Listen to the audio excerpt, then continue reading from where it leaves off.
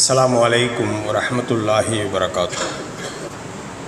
கண்ணியத்திற்குரிய சகோதர சகோதரிகளே, இந்த உலகத்தில் மனிதர்களாக படைக்கப்பட்டுள்ள நாம் பல்வேறு ஏற்றத்தாழ்வுகளுடையுமே இருக்கிறோம். பொருளாதார ஏற்றத்தாழ்வு, அதேபோல் தன்னுடைய உடல் அமைப்பில் உள்ள ஏற்றத்தாழ்வு, இப்படின்னு பல ஏற்றத்தாழ்வுகளோடு தான் மனிதர்கள் இந்த உலகத்தில் வாழ்ந்து கொண்டு இருக்கின்றோம். ஒருவர் குட்டையாக இருப்பார், ஒருவர் நெட்டையாக இருப்பார், ஒருவர் பருமனாக இருப்பார், ஒருவர் மெலிந்த தேகத்தோடு இருப்பார். இப்படி பல்வேறு வித்தியாசங்கள் மனிதர்களுக்கு மத்தியில் இருப்பதை பார்க்குறோம். ஆனால் இப்படிப்பட்ட வித்தியாசங்களை எல்லாம் சகித்து கொள்ளக்கூடிய மனிதன், அதை கிரகித்து கொள்ளக்கூடிய மனிதன் ஒரே ஒரு வேறுபாட்டை மாத்திரம் என்ன செய்ய மாட்டான், அவன் ஏற்றுக்கொள்ள மாட்டான். அவனை ஒரு மனிதனை நீங்கள் தகாத வார்த்தையில் திட்டினால் கூட என்ன செய்வான், பொறுத்துட்டு போயிடுவான். அல்லது அவனை அடித்தால் கூட, துன்புறுத்தினால் கூட அவன் அது மிகப்பெரிய விஷயமாக எடுத்துக்கொள்ள மாட்டான். ஆனால் அதே நேரத்தில் ஒரு மனிதனை ஏதோ ஒரு விதத்தில் அவன் பிறப்பாலோ அல்லது நிறத்தாலோ இனத்தாலோ மொழியாலோ அவனை ஒருவரை விட ஒருவரை தாழ்ந்தவராக சொல்லும்போது அவனால் ஏற்றுக்கொள்ளவே முடியாது. நீ இன்ன மனிதனை விட இழிவானவன், உன்னை விட அவன் உயர்ந்தவன் என்று ஒரு மனிதனை சொன்னோம் என்று சொன்னால் அவன் என்ன செய்ய மாட்டான், அதை ஒருபோதுமே ஏற்றுக்கொள்ள மாட்டான். மனிதர்கள் என்ன செய்யறதில்லை, தான் பிறப்பாலோ நிறத்தாலோ இனத்தாலோ மொழியாலோ தாழ்ந்தவன் என்று ஏற்றுக்கொள்வது என்ன செய்யுது, மனிதனுடைய உள்ளம் ஏற்றுக்கொள்ள மறுக்கிறது.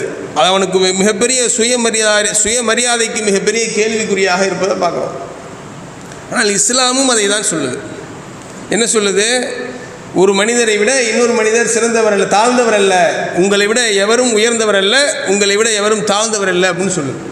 அல்லாஹ் குர்ஆனில் இந்த செய்தி என்ன செய்கிறான், பதிவு செய்யவே செய்கின்றான்.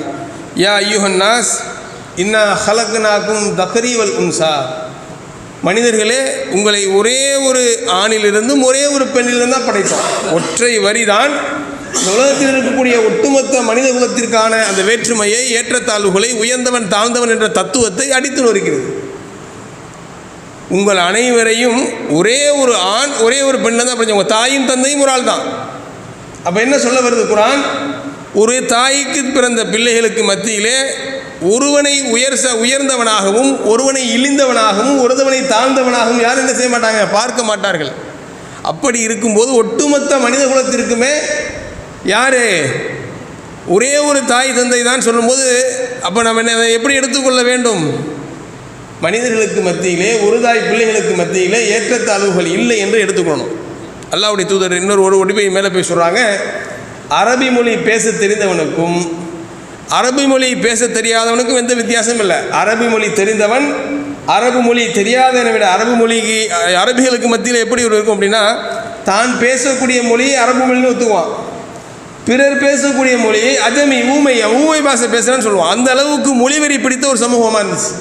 அந்த சமூகத்தில் அல்லாஹ் சொல்கிறாங்க, அரபி பேசக்கூடியவனுக்கும் அரபி பேசாதவனுக்கு அரபி பேசக்கூடியவனை விட எந்த உயர்வும் இல்லை, வெள்ளையனுக்கு கருப்பனை விட எந்த உயர்வும் இல்லை, இனத்தால் நிறத்தால் மொழியால் பிறப்பால் யாரை விட யாரும் உயர்ந்தவர் அல்ல என்பதை யாரையும் அதனால் அதை அந்த அடிப்படையில் இழிவானவன் என்று தாழ்ந்தவன் என்று என்ன செய்ய முடியாது, சொல்ல முடியாது என்பதை அல்லாஹ் சொல்லி காட்டுகிறான். உங்களில் யார் சிறந்தவர் தெரியுமா, உங்களில் யார் அல்லாஹ்விடத்திலே கண்ணியமானவர் தெரியுமா, நீங்கள் அல்லாஹுக்கு அஞ்சு உங்களுடைய காரியங்களை செம்மைப்படுத்துகிறீங்களே, நல்ல காரியங்களாக அமைத்துக் கொள்கிறீர்களே, அப்படிப்பட்டவர்கள் தான் அல்லாஹ்விடத்திலே சிறந்தவர்கள் அல்லாஹ் சொல்லி காட்டுகின்றான். அப்போ இஸ்லாமும் என்ன சொல்லுது, இந்த உலகத்தில் மனிதனால் ஏற்றுக்கொள்ள முடியாத விஷயத்தை இஸ்லாமும் சொல்லுது. இப்படி ஒரு மனிதன் இன்னொரு மனிதனை இழிந்தவனாக தாழ்ந்தவனாக நடத்தக்கூடாது, நினைக்கக்கூடாது, பேசக்கூடாது. அனைவரும் இங்கே என்ன சமம், உங்களுடைய அத்தா அம்மா ஒரு ஆள் தான், ஆதி பிதா ஆதி தந்தை தாய் ஒரே ஒரு ஆள் தான். அப்படி இருக்கும்போது நீ எப்படி மனிதர்களுக்கு மத்தியில் உயர்ந்தவன் தாழ்ந்தவன் என்ற ஏற்றத்தாழ்வுகளை கற்பிக்க முடியும் என்று கேட்குது. இப்படி இருந்த ஏற்றத்தாழ்வுகளை தான் இந்த இஸ்லாம் என்ன செஞ்சுருக்கு, ஒன்றும் இல்லாமல் ஆக்கியிருக்கு. இது நம்ம ப்ராக்டிக்கலாக பார்க்குறோம், பெரும் தியரிட்டிக்கலாக இல்லை, பேச்சளவில் இல்லை, செயல்படுத்தி இருக்கிறது இஸ்லாம். இங்கே இருக்கக்கூடிய எல்லோரும் ஒரே மாதிரி தரத்திலிருந்து ஒரே சாதியிலிருந்து இந்த இஸ்லாத்தை ஏற்றுக்கொண்டவர்களா இல்லை. தலைமுறைக்கு முன்னாடி போய் பார்த்தோம்னா அடிமைப்பட்டு கிடந்த, அவனால் இழிபிறவி என்று சொன்ன, பட்டால் தீட்டு பேசினால் தீட்டு பார்த்தால் தீட்டு என்ற சமூகத்திலேருந்து வந்திருப்போம், இடைநிலை சாதியிலேருந்து வந்திருப்போம், உயர்ந்த குலம் என்று சொல்லக்கூடிய அதுலேருந்து வந்திருப்போம். ஆனால் இன்றைக்கு நமக்கு மத்தியில் அதை யாராவது சொல்ல முடியுமா, 4 தலைமுறைக்கு முன்னாடி என்ன சாதி, 7 தலைமுறைக்கு முன்னாடி நான் என்ன சாதி நேராக சொல்ல முடியுமா? சாதியின் அடையாளம் எங்கிருக்கிறது என்று தெரியாத அளவிற்கு இஸ்லாம் என்ன செஞ்சிருச்சு? மனிதனுக்கு மத்தியில் உள்ள ஏற்றத்தாழ்வுகளை, பிறப்பால், நிறத்தால், மொழியால், இனத்தால் உள்ள ஏற்றத்தாழ்வுகளை ஒன்றுமில்லாமல் செஞ்சிருச்சு. ப்ராக்டிக்கலாக நீங்கள் நடைமுறைப்படுத்தி காட்டுருச்சு. இந்த உலகத்தில் எந்த தத்துவமும் செய்ய முடியாத ஒன்றை இந்த இஸ்லாம் செஞ்சு காட்டிடுச்சு. அப்போ மனிதர்களுக்கு மத்தியில் ஒரு மனிதன், ஒரு முஸ்லீம் இருக்கிறார், என்னை விட இவன் தாழ்ந்தவன். ஏன்?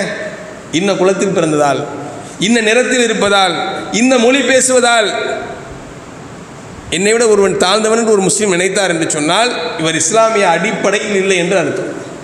அப்படி ஒரு முஸ்லீமால் நினைக்க முடியாது. குர்ஆன் எல்லாம் சொல்றான் இல்லையா, உங்களை எல்லாரும் ஒரே தாய் தந்தை தான் படைச்சிடும், அந்த வசனத்தை மறுக்கக்கூடியவராக இருக்கிறார். அப்போ மனிதர்களுக்கு மத்தியில் எந்த ஏற்றத்தாழ்வும் இல்லை அப்படிங்கிற ரொம்ப தெளிவாக சொல்லி நடைமுறைப்படுத்தி இன்றளவுக்கும் அதை நடைமுறை சாத்தியப்படுத்தி இருக்கிறது இந்த இஸ்லாம். ஆனால் அல்லாஹ் சொல்கிறான், ஒரே ஒரு இடத்துல மட்டும் சொல்கிறான், அல்லாஹ் மனிதர்களுக்கு மத்தியில் வேற்றுமை இருக்குது, ஒருவரும் சமமாக மாட்டார்கள் அல்லாஹ் சொல்கிறான். எங்கே சொல்கிறான்? கல்வியாளர்கள் இருக்காங்களா இல்லையா, அவர்களை பார்த்து அல்லாஹ் சொல்கிறான் அவர்கள் உயர்ந்தவர்கள். அல்லாஹ் கேட்குறான், உங்களில் கல்வி வழங்கப்பட்டவரும் கல்வி வழங்கப்படாதவரும் சமமாவார்களா அப்படின்னு அல்லாஹ் கேட்குறான். ஒரு மனுஷனுக்கு கல்வி அறிவு இருக்குங்க, அப்படி கல்வி அறிவு இருக்கக்கூடிய மனிதன் அவரை விட குறைவான கல்வியோ அல்லது கல்வி அறிவோ இல்லாத மனிதனும் சமமாவார்களா அல்லாஹ் கேட்குறான். சமம் இல்லைன்னு சொல்கிறான். கல்வியாளர்களுக்கு ஒருபடி மேலே அல்லாஹ் என்ன செஞ்சுருக்கான்? ஒரு தரத்தை உயர்த்தி வைத்திருக்கின்றான். அதனால் இழிந்தவர் தாழ்ந்தவர் வித்தியாசம் வராது, கல்வியில் சிறந்தவர். அப்போது இந்த மனிதர்களுக்கு மத்தியில் எந்த வேற்றுமையும் இல்லை, அனைவரும் சமம் என்று சொல்லக்கூடிய இஸ்லாம் கல்வியாளர்களுக்கு மட்டும் ஏன் இப்படி ஒரு உயர்வை சொல்கிறது? அதை நம்ம யோசிக்கணுமா இல்லையா? கல்வியால் அப்படி என்ன மிகப்பெரிய சாதனை கல்வியால் என்ன செஞ்சுட்டு கிடச்சிருச்சு. அல்லாஹ் அதை சொல்லி காட்டுகின்றான்.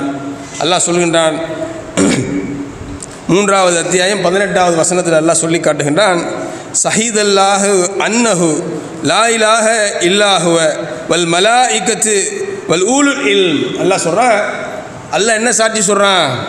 தன்னை தவிர வேறு எந்த கடவுளும் இல்லை என்று அல்லாஹ் சாட்சி சொல்கிறான். அதை மலக்குமார்களும் சாட்சி சொல்கிறாங்க. அதுக்கு உண்மைதான், அல்லாஹ் சொல்கிறது சரிதான், அல்லாஹை தவிர வேறு எந்த கடவுளும் இல்லை என்று அவர்களும் ஷஹாதத்தை சொல்கிறார்கள். உங்களில் யாருக்கு கல்வி வழங்கப்பட்டதோ கல்வியாளர்களோ அவர்களும் சாட்சி சொல்கிறார் அல்லாஹ் சொல்கிறான். அப்போ கல்வியாளர்களுக்கு அல்லாஹ் ஒரு உயர்வை வைத்ததற்கு காரணம் என்ன?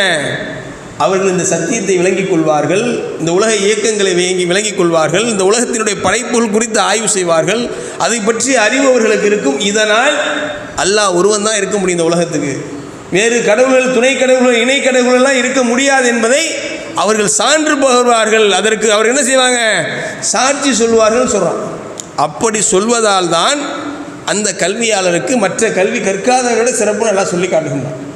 அப்போ இன்றைக்கு நம்மளுடைய சமூகத்தில் இருக்கக்கூடிய கல்வியாளர்கள் எடுத்துக்கணும். நம்ம என்ன செஞ்சுருக்கோம்? 2ஆக பிரித்து வச்சுருக்கோம், உலக கல்வி, மார்க்க கல்வின்னு சொல்லிட்டு. ஆனால் இஸ்லாத்தின் பார்வையில் உலக கல்வி மார்க்க கல்வியெல்லாம் இல்லை. பயனுள்ள கல்வி, பயனற்ற கல்வி தான். அது எந்த கல்வியாக இருந்தாலும் சரி, அதனால் அவனுக்கோ சமூகத்திற்கோ பயன் இருந்தால் அது என்ன செய்யும்? பயனுள்ள கல்வி. இதற்காக நாளை மறுமையில் என்ன செய்யும்? அவனுக்கு நன்மைகள் கிடைத்து கொண்டே இருக்கும். எந்த கல்வி இந்த சமூகத்திற்கும் அவனுக்கும் தீங்கிழைக்கிறதோ அது பயனற்ற கல்வி. அதனால் என்ன செய்வான்? அந்த கல்வியினால் நாளை அவன் நரகத்துக்கு போயிடுவான். அப்போ அல்லாஹ் ஒருபடி கல்வியாளர்களை உயர்த்தி வைத்திருப்பதற்கான காரணம் அவர்கள் அல்லாஹ் ஒருவன் தான் என்பதை சாட்சி சொல்வார்கள், அதை உறுதிப்படுத்துவார்கள் என்பதுக்கு தான் அல்லாஹ் சொல்கிறான். இன்றைக்கு நாம் உலக கல்வியில் இருக்கக்கூடியவர்கள்லாம் எடுத்துக்கணும்னு வச்சுக்கோங்க. ஒரு டாக்டர் எடுத்துக்குவோம், ஒரு இன்ஜினியர் எடுத்துக்குவோம், ஒரு சயின்டிஸ்ட் எடுத்துக்குவோம், மிகப்பெரிய ஆசிரியர்களாக இருக்கக்கூடிய ப்ரொஃபஸர்ஸ் எடுத்துக்குவோம். இவர்களெல்லாம் எடுத்து நம்ம பார்த்தோம் அப்படின்னா இவர்களை தான் நம்ம கல்வியாளர்கள்னு சொல்கிறோம், உலக கல்வியில் தேர்ந்தவர்கள்னு சொல்கிறோம். ஆனால் அல்லாஹ் சொல்கிறான், இவர்கள் உலக கல்வியில் தேர்ந்திருந்தால் எதை சொல்லணும்? அல்லாஹ் ஒருவன் என்பதை உறுதியாக சொல்லணும். ஏன்னா அவர்கள் படித்திருக்கிறார்களா இல்லையா? இந்த உலக இயக்கத்தை பற்றி அறிந்திருக்கிறார்களா இல்லையா? மனிதன் எப்படி படைக்கப்பட்டுள்ளான் என்பதெல்லாம் பார்க்குறாங்களா இல்லையா? அப்படி பார்க்கும்போது அவங்க ஆச்சரியப்படணும், இதை எப்படி ஒரு மனுஷனால் செய்ய முடியும்? செய்ய முடியாது. அப்போ அல்லாஹ் தான் இவற்றையெல்லாம் படைத்திருக்கிறான் என்று அவர்கள் அதை உறுதிப்படுத்தணும். ஆனால் இன்றைக்கு இருக்கக்கூடிய கல்வியாளர்கள் உறுதிப்படுத்துகிறாங்களா? கல்வியாளர்கள் சொல்லக்கூடிய மிகப்பெரிய கல்வி நம்ம நினச்சிட்டு இருக்க அப்படிப்பட்டவர்கள் எல்லாம் இந்த மார்க்கத்தில் என்ன சொல்லியிருந்தா அவருக்கு தெரியல. அல்லாஹ் எதை சொல்லி இருக்கின்றான், தூதர் எதை சொல்லி இருக்கின்றார், எதை செய்ய வேண்டும் எதை செய்யக்கூடாது என்று இருக்கக்கூடியவர்களை நாம் என்ன செஞ்சுட்டு இருக்கோம்? உலக கல்வியாளர்கள் சொல்கிறோம். அவர்களால் என்ன செய்ய முடியல? அல்லாஹ் ஒருவன் என்பதை விளங்கிக் கொள்ள முடியவில்லை. அவனை தான் வணங்க வேண்டும் என்பதை விளங்கிக் கொள்ள முடியல. அவனுக்கு யாதொன்றையும் இணை வைக்கக்கூடாது என்று விளங்கிக் கொள்ள முடியல. இப்படி இருக்கக்கூடியவர்களுக்கு அல்லாஹ் சொல்லல சிறப்ப. கல்வியாளர் என்று சொன்னால் அவர்கள் கற்ற கல்வியால் இந்த உலகத்தின் படைப்பை விளங்கிக் கொள்ள வேண்டும், தான் எப்படி படைத்திருக்கின்றோம் என்பதை விளங்கிக் கொள்ள வேண்டும். அதை சிந்தித்து ஆய்ந்து இதை நிச்சயமாக ஒரு இறைவன் தான் படைத்திருக்க வேண்டும் என்று என்ன செய்யணும்? சாட்சி சொல்லக்கூடியவளாக இருக்கணும்னு சொல்கிறோம். அப்போ இந்த உலக கல்வியை எல்லாம் சொல்லலை. எந்த கல்வியால் உயர்ந்த கல்வின்னு நினச்சிட்டு இருக்கோமே அதையும் எல்லாம் சொல்லலை. அப்போ மார்க்க கல்விகளும் வந்துடுவோம். 7 ஆண்டுகள் 10 ஆண்டுகள் 15 ஆண்டுகள் எல்லாம் படித்து பட்டம் பெற்று வர்றாங்களே ஆலிம் சாக்கள், அவர்கள் என்ன செய்யறதில்லை? இந்த மார்க்கத்தை சரியாக மக்கள் விளங்கி ஒரு கடவுள் தான் சொல்கிறதில்லை. இன்னும் சொல்ல போனால் இந்த சமூகத்திலே பெரும்பான்மையான மக்களை, இஸ்லாமிய சமூகத்தின் பெரும்பான்மையான மக்களை வழிகேட்டின் பக்கம் இழுத்துட்டு போகிறதே யாரு? நாங்கள் உலக மார்க்க கல்வி கற்றிருக்கிறோம், மதரசாவில் ஓதி இருக்கிறோம், 7 ஆண்டுகள் 10 ஆண்டுகள் பட்டம் பெற்றிருக்கிறோம் சொல்லக்கூடிய இந்த ஆலிம் சாக்கள் என்ன செய்கிறாங்க? பெரும்பாலும் சமுதாயத்தில் நடக்கக்கூடிய அநீதிகளை, குர்ஆன் ஹதீஸுக்கு முரணான காரியங்களை மக்களிடத்தில் சுட்டி காட்டி இவையெல்லாம் மார்க்கத்திற்கு முரணான செயல் என்று சொல்லக்கூடிய அந்த மார்க்க கல்வியை படித்தவர்கள் மக்களை வழிகேட்டின் பக்கம் அழைச்சிட்டு போகிறத பார்க்குறோம். அப்போ இந்த 2 கல்வி எல்லாம் சொல்கிறானா, இந்த 2 கல்வியாளர்களுக்கும் மற்றவர்களே சிறப்பு இருக்கா? இல்லை. எந்த கல்வியாளர் அல்லாஹுவை அறிந்து கொள்கிறாரோ, அல்லாஹ் தான் கடவுள் என்று உணர்ந்து கொள்கிறாரோ, அது மக்களிடத்தில் உறுதிப்படுத்துகிறாரோ, அவருக்கு தான் என்ன செய்யணும்? அவரை தான் நல்லா கல்வியாளர்னு சொல்கிறான். இதை இன்னும் வேறொரு கோணத்தில் பார்த்தோன்னு வச்சுங்க, இன்னும் நல்லா விளங்கிக்க முடியும். அல்லாஹ் சொல்கிறான், இந்த உலகம் எப்படி படைக்கப்பட்டிருக்கிறது நீங்கள் சிந்தித்தீர்களா? அல்லாஹ் கேட்குறான். நீங்கள் இந்த உலகம் எப்படி படைக்கப்பட்டுள்ளது என்று நீங்கள் சிந்திக்க மாட்டீர்களா? சரி, இந்த உலகத்தை ஆய்வு செய்கிறது உங்களுக்கு ரொம்ப கஷ்டமாக இருக்கும். உன்னை நீ எப்படி படைக்கப்பட்டுள்ளாய், மனிதன் எப்படி படைக்கப்பட்ட உன்னை நீ சிந்திக்க மாட்டேன்னு கேட்குறான். அல்லாஹ் கேட்கக்கூடிய கேள்வி குர்ஆன்ல அல்லாஹ் கேட்குறான், உங்களை நீங்கள் சிந்திக்க மாட்டீர்களா? அப்போ மனிதன் தன்னை சிந்தித்தாலே, தான் எப்படி படைக்கப்பட்டிருக்கிறோம், தன்னுடைய உறுப்புகள் எப்படி படைக்கப்பட்டிருக்கிறது என்பதெல்லாம் சிந்தித்தாலே அவன் அல்லாஹுவை தவிர வேறு கடவுள் இல்லை என்று சாட்சி சொல்லக்கூடியவன் மாறிவிடும். உதாரணத்திற்கு நம்முடைய உடல் உறுப்புகள்லாம் இருக்கா இல்லையா? ஹார்ட் இருக்குது, இதயம் இருக்குது, கிட்னி இருக்குது, இன்னும் கணையம் இருக்குது. இந்த உடல் இயக்கத்திற்கு தேவையான எண்ணற்ற உறுப்புகள் இங்கே இருப்பதை பார்க்கிறோம். இந்த உறுப்புகள் எல்லாம் என்ன செய்யப்படுது? ஒரு காலத்தில் நமக்கு இது உள்ளுக்குள்ளே ஏற்படக்கூடிய கோளாறுகளினால் மரணிச்சிட்டு இருந்தோம். அதை ஒரு காரணமாக எல்லாம் மரணத்திற்கு வைத்திருந்தான். இன்றைக்கு அறிவியல் வளர்ந்துருச்சு, மருத்துவம் வளர்ந்துருச்சு. எந்த ஒரு நோய் வந்தாலும் அந்த நோய்க்கான நிவாரணத்தை தேடுறோம். சாதாரண ஒரு நோய் வந்தாலும் அதற்கான நிவாரணம் இருக்குது. மிகப்பெரிய நோய்கள் வந்தாலும், இப்போ இருதய நோய் போன்று, கிட்னி ஃபெயிலியர் ஆகிறது மாதிரி என்ன மாதிரியான நோய்கள் மனிதனுக்கு வந்தாலும் அதற்கான நிவாரணம் இருக்குது. இப்போ இந்த நிவாரணம் அளிக்கக்கூடிய மருத்துவர்கள் சில செய்திகள் நமக்கு சொல்கிறாங்க. ஹார்ட்டில் வந்து எப்படியெல்லாம் இயங்குது தெரியுமா? ஹார்ட்டு தான் உடலில் எல்லா பகுதிக்கும் ரத்தத்தை எடுத்துகிட்டு போகுது. திரும்பி அந்த அழுக்கான ரத்தம் திரும்ப என்ன செய்யப்படுது? திரும்பவும் கீழேருந்து ஒரு பம்பிங் ஸ்டேஷன்லேருந்து வந்து மேலே திரும்பி கிட்னிக்கு வந்து, கிட்னியில் அழுக்கு ரத்தம் ஒரு அறையில் சேமிக்கப்படுகிறது. அதற்கு பின்பு அந்த ரத்தத்தை எடுத்து சுத்திகரித்து இன்னொரு அறையில் என்ன செய்யப்படுது? சுத்தமான ரத்தம் வைக்கப்படுகிறது. அதிலிருந்து இதயம் அந்த இரத்தங்களை எல்லாம் எடுத்துகிட்டு போய் உடல் முழுவதும் என்ன செய்யுது? பம்ப் பண்ணி உடலில் உள்ள எல்லா பகுதிகளுக்கும் இரத்தத்தோடு ஆக்சிஜன் அவற்றையெல்லாம் தேவையான சத்துக்கள் அனைத்தையும் எடுத்துகிட்டு போகிறத பார்க்குறோம். இப்படி செய்திகளை சொல்லும்போது ஆச்சரியமாக இருக்காது நமக்கு. இந்த செய்திகள்லாம் இந்த அறிவியல் வளர்ந்த காலத்திலே, இந்த நூற்றாண்டிலே அறிவியல் உச்சம் தொற்றுன்னு சொல்லக்கூடிய அந்த நேரத்தில் இதை நம்ம கேட்கும்போது ஆச்சரியமாக இருக்குது. இந்த மருத்துவர்களை குறித்து ஆய்வு செய்ய செய்தி சொல்கிறாங்க. மருத்துவர்களும் ஆச்சரியம் அடைகிறார்கள். இப்படிலாம் படைக்கப்பட்டிருக்கு அப்படிலாம் சொல்கிறாங்க. எப்படியெல்லாம் நரம்புகள் உடலுக்கு மத்தியில் பின்னப்பட்டுள்ளது, எப்படியெல்லாம் இரத்த ஓட்டங்கள் அமைக்கப்பட்டுள்ளது என்பதையெல்லாம் பார்க்கும்போது ரொம்ப ஆச்சரியமாக இருக்குது.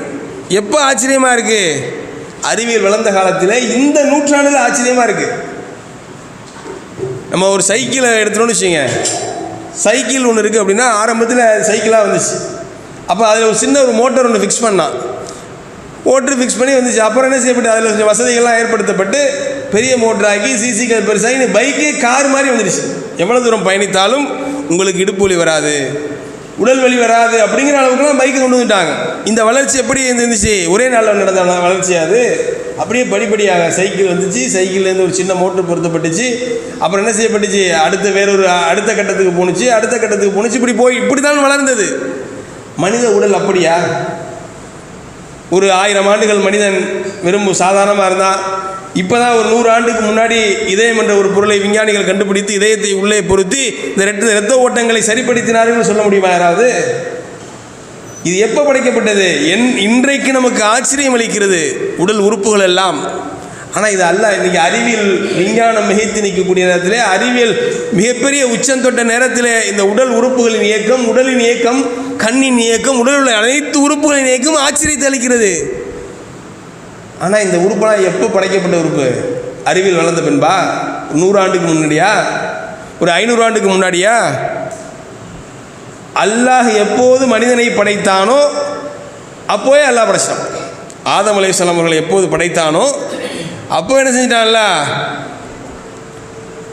மனிதன் உடலில் உள்ள எல்லா இயக்கங்களையும் உறுப்புகளையும் அல்லாஹ் படைச்சிட்டான்.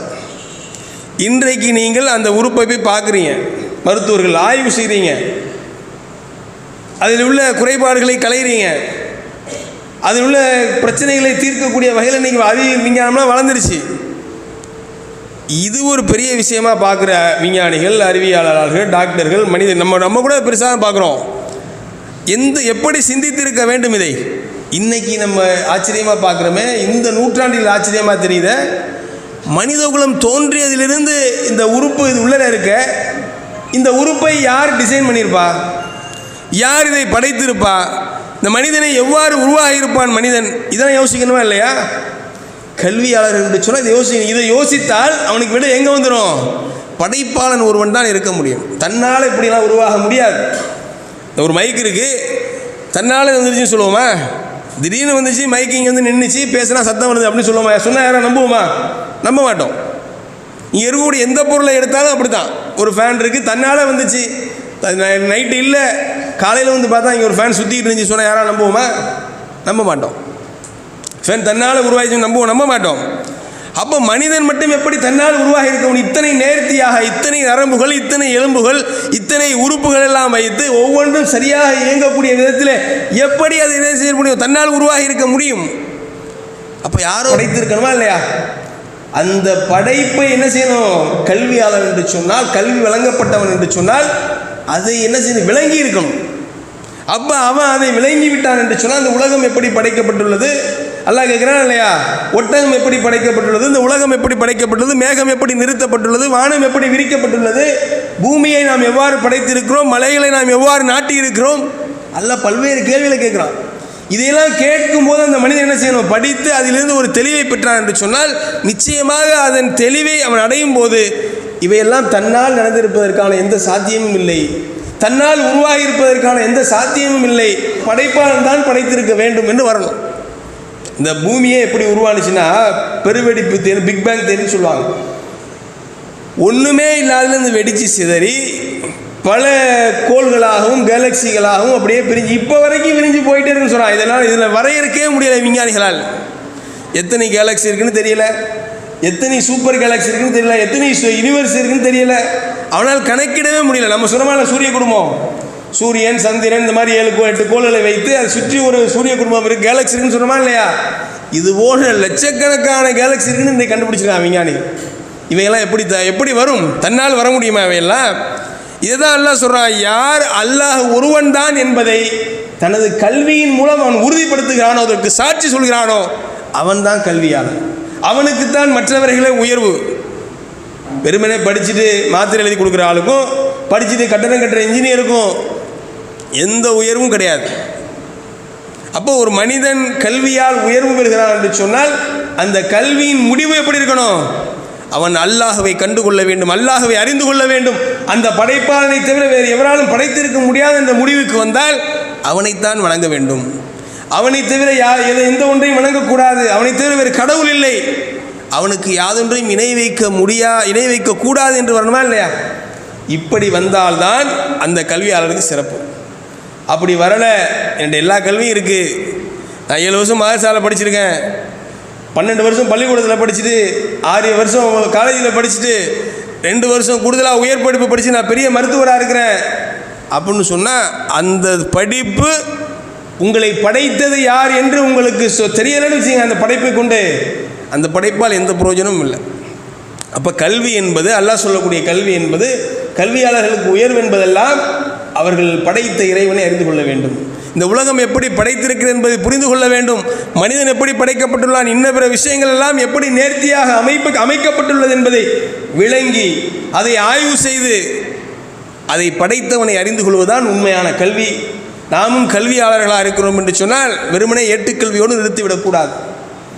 அல்லாஹுவின் அறிவையும் அவன் கொடுத்திருக்கக்கூடிய அந்த என்ன செய்யணும், அந்த அவகாசையும் பயன்படுத்தி இவை குறித்தெல்லாம் ஆய்வு செய்து அல்லாஹ் ஒருவன் தான் இருக்க முடியும் என்று சாட்சி சொல்லக்கூடிய மக்களாக மாற வேண்டும். அப்படிப்பட்ட கல்வியாளர்களாக நாம் ஆவதற்கு அல்லாஹ் நமக்கு என்ன செய்யணும், வாய்ப்பளிக்க வேண்டும். அந்த அல்லாஹ் நம்முடைய முயற்சிகளை புரிந்து கொள்ள வேண்டும் என்று பிரார்த்தித்தவனாக என்னுடைய முதல் உரையை முடித்துக் கொள்கின்றேன். வாஹிர் தவானா அல்ஹம்துலில்லாஹி ரப்பில் ஆலமீன். அஸ்ஸலாமு அலைக்கும் வரஹ்மத்துல்லாஹி வபரகாத்துஹு.